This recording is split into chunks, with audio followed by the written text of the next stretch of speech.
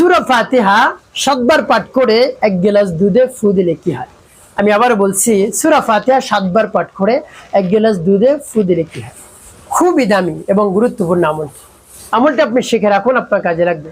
আমলটি কখন, কিভাবে করবেন, কোন নিয়মে করবেন, আমলটি করে কিভাবে আপনি উপকৃত হবেন আমি বলে দিচ্ছি। তাই বিস্তারিত জানার জন্য, আমলটি শিখে রাখার জন্য ভিডিওটি না টেনে, না কেটে ধৈর্য এবং মনোযোগ সহকারে শেষ পর্যন্ত আপনি ভিডিওটি দেখুন, তাহলে সঠিক নিয়মে আপনি আমলটি করতে পারবেন।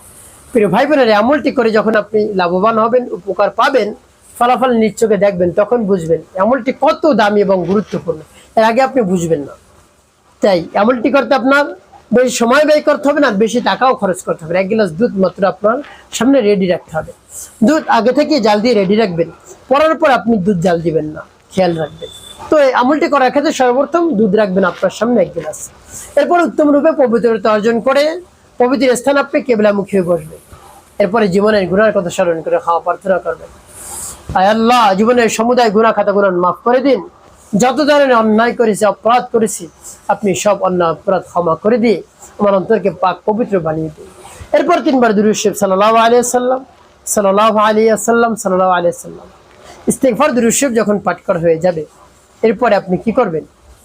এরপরে আপনি কি করবেন? সূরা ফাতিহা পাঠ করবেন।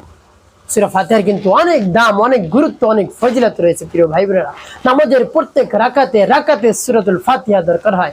সূরাতুল ফাতিহার প্রায় 14টি নাম রয়েছে। এর মধ্যে একটি নাম রয়েছে সূরাতুশ শিফা, রোগ মুক্তির সূরা। আপনি যদি পাঠ করতে পারেন, তাহলে আল্লাহ রাব্বুল আলামিন আপনার সমস্যার সমাধান করে দিবেন, কঠিন থেকে কঠিন রোগ ভালো করে দিবেন। তো 7 বার পাঠ করে দুধে ফু দিলে কি হয় সেটা আমি বলে দিচ্ছি। পরে আগে আমলটি কিভাবে করতে হয় আমি বলে দিচ্ছি, আগে আমি আমলটি শেষ করে নিই।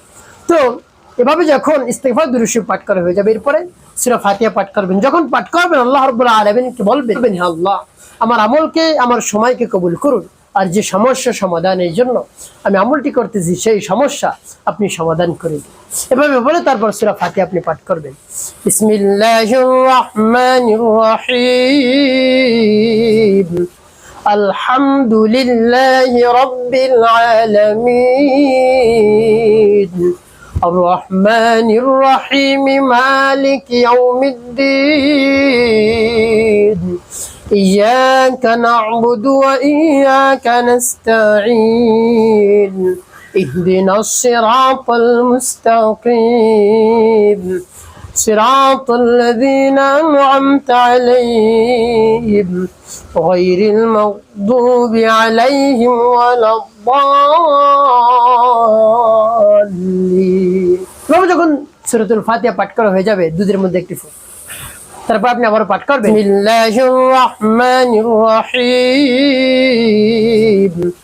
আলহামদুলিল্লাহি রাব্বিল আলামিন, الرحمن الرحيم مالك يوم الدين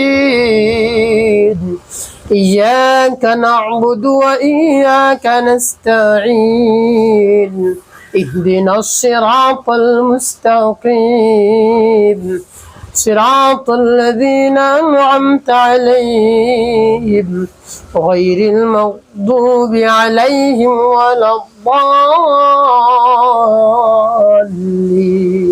পাঠ করেন, তারপর আপনি মনে দরদ নিয়ে আবার পাঠ করবেন, বিসমিল্লাহির রাহমানির রহিম, আলহামদুলিল্লাহি রাব্বিল আলামিন,